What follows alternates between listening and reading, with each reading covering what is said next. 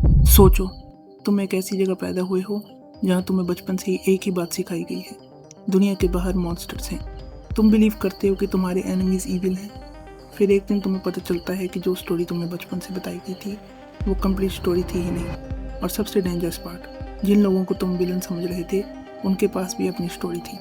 यही चीज़ attack on Titan को इतना साइकोलॉजिकली पावरफुल बनाती है, क्योंकि एओटी हमें सिर्फ ये नहीं पूछता कौन गुड है या कौन बैड। एओटी हमें एक मच हार्डर क्वेश्चन पूछता है, अगर मैं दूसरी साइड पैदा होता तो मैं भी क्या उनकी तरह सोचता।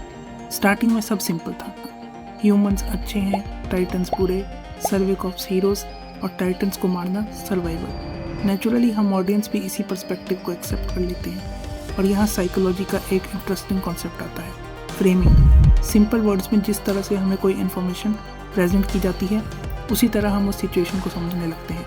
अगर तुम्हें बचपन से बताया जाए ये लोग डेंजरस हैं तो तुम्हारा ब्रेन नेचुरली उनके अगेंस्ट एक नेगेटिव इमेज बना देगा। एओटी में पैराडाइज के लोगों को एक स्टोरी बताई गई और मार्ले के लोगों को बिल्कुल डिफरेंट स्टोरी।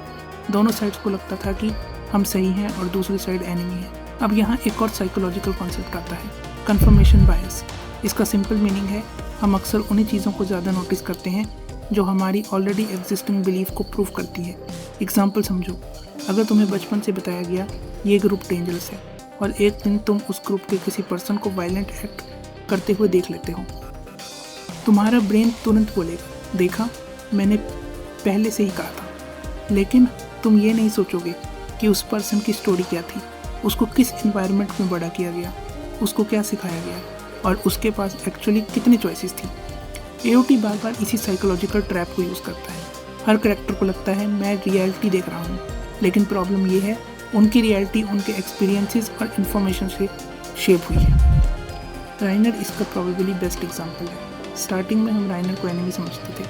उसने पैराडाइज में एंटर किया, वॉल्स के अंदर इन्फिल्ट्रेट किया और उसके एक्शंस की वजह से बहुत सारे इनोसेंट लोग मरे, तो नेचुरली हम उसे विलन समझते हैं। लेकिन फिर एओटी हमें उसकी साइड दिखाता है। राइनर एक मॉन्स्टर बनने से पहले एक नॉर्मल बच्चा था। उसको बचपन से बताया गया कि वॉरियर बनना एक ऑनर की बात है। उसको बिलीव था कि अगर वो वॉरियर बन गया तो वो अपनी मदर को प्राउड फील करवा सकता है। उसके लिए वो हीरो बन रहा था। फिर जब वो पैराडाइज आया सब कुछ चेंज होने लगा। जिन लोगों को उसने एनिमी समझा था वो एक्चुअली उसके फ्रेंड्स बन गए। वो उनके साथ खाता था, हंसता था, ट्रेनिंग करता था और धीरे धीरे उसके माइंड में एक कॉन्फ्लिक्ट स्टार्ट हो गया। एक साइड थी वॉरियर राइनर, मिशन, मार्ले, ड्यूटी, और दूसरी साइड थी soldier राइनर, friends, memories, human connection. और यही इंटरनल कॉन्फ्लिक्ट उसकी साइकोलॉजी को डिस्ट्रॉय करता है। लेकिन फिर एओटी का एक और पर्सपेक्टिव आता है, एरन। हम एरन को फॉलो करते हैं। उसने अपने फ्रेंड्स को लूज़ किया, उसकी मदर को टाइटन ने खा लिया, उसने अपनी पूरी लाइफ टाइटन्स के अगेंस्ट फाइट की। फिर उसे पता चलता है एनिमी सिर्फ टाइटन्स नहीं है, दुनिया के बाहर भी ह्यूमन्स हैं, फैमिलीज हैं, चिल्ड्रन हैं, और उनमें से बहुत सारे लोग एरन को पर्सनली कुछ नहीं करना चाहते। यहाँ सिचुएशन कॉम्प्लिकेटेड हो जाती है बिकॉज एरन एक चीज़ समझ रहा था, मेरे एनिमीज़ भी ह्यूमन्स हैं, लेकिन साथ ही वो ये भी बिलीव करता था कि अगर मैंने कुछ नहीं करा तो मेरे पीपल सेफ नहीं रहेंगे। और अब क्वेश्चन ये नहीं है कि एरन गुड है या बैड, क्वेश्चन ये है अगर तुम उसकी सिचुएशन में होते तो तुम क्या करते। यहाँ एओटी में एक और इम्पॉर्टेंट कॉन्सेप्ट समझाता है, मॉरल डायलेमा। कभी कभी लाइफ में ऐसी सिचुएशन होती है जहाँ परफेक्ट चॉइस एग्जिस्ट ही नहीं करती। इमेजिन करो तुम्हारे पास दो ऑप्शन हैं। एक ऑप्शन में तुम अपने लोगों को सेव कर सकते हो लेकिन किसी और इनोसेंट ग्रुप को हर्ट करना पड़ेगा। दूसरे ऑप्शन में तुम मॉरली क्लीन रह सकते हो लेकिन तुम्हारे अपने लोग डेंजर में आ जाएंगे। अब बताओ क्या चूज़ करोगे। इसी टाइप के क्वेश्चन एओटी बार बार क्रिएट करता है, freedom versus safety, revenge versus forgiveness, survival versus morality. और प्रॉब्लम ये है दोनों साइड्स के पास रीजंस हैं, इसलिए एओटी हमें कंफर्टेबल आंसर नहीं देता। लेकिन एओटी की सबसे रियलिस्टिक साइकोलॉजिकल चीज़ शायद ये है, us versus them. Human brain naturally groups बनाता है, हम और वो। वंस कोई ग्रुप देम बन जाता है उसके बारे में स्टीरियोटाइप्स बनाना इजी हो जाता है। एओटी में ये रिपीटेडली होता है, एल्डियंस, मार्लियंस, हेलियंस, डीमंस। नोटिस करो, जब तुम किसी इंडिविजुअल को जानते हो तुम उसकी स्टोरी समझने लगते हो, लेकिन जब तुम सिर्फ एक ग्रुप देखते हो तुम इंडिविजुअल को भूल जाते हो। तुम ये नहीं सोचते ये पर्सन कौन है। और यही डेंजरस पार्ट है, बिकॉज जब एनिमी एक ह्यूमन नहीं बल्कि एक कैटेगरी बन जाता है तो उसके अगेंस्ट हेटरेट फील करना बहुत ईजी हो जाता है। एओटी हमें यही दिखाता है कि एनिमी हमेशा मॉन्स्टर बन के बॉर्न नहीं होता।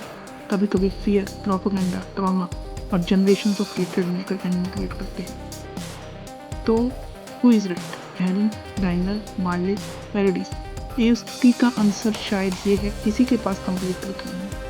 हर करेक्टर के पास अपनी स्टोरी है, अपना ट्रॉमा है, अपना फियर है, अपनी रीजनिंग है। लेकिन एक इम्पॉर्टेंट डिफरेंस है, किसी को समझना और उसके एक्शंस को जस्टिफाई करना सेम थिंग नहीं है। तुम समझ सकते हो कि एरन ऐसा क्यों बना विदाउट सेइंग कि उसका हर एक्शन राइट था।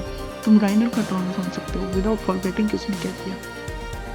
तुम मार्ले का फियर समझ सकते हो विदाउट एग्रीइंग विद जो कुछ भी मार्ले ने किया। And that's what makes AOT different. It forces you to understand before you जज।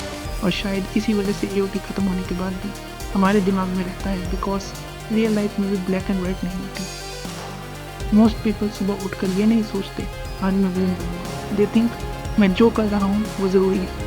और कभी कभी दो लोग जेन्युइनली बिलीव करते हैं कि वो अपने पीपल को प्रोटेक्ट कर रहे हैं while fighting each other. So next time जब तुम एओटी देखो, सिर्फ ये मत पूछना कौन राइट है। एक और डिफिकल्ट क्वेश्चन पूछना, अगर मैं दूसरी साइड होता तो उनकी मेमोरीज के साथ, उनके फियर्स के साथ और उनके लाइफ एक्सपीरियंस के साथ क्या मैं भी वही बिलीव करता? बिकॉज मे बी एओटी का सबसे स्केरी पार्ट टाइटन्स नहीं, सबसे स्केरी पार्ट ये है कि हम किसी और की स्टोरी में खुद विलन हो सकते हैं। Thanks for watching.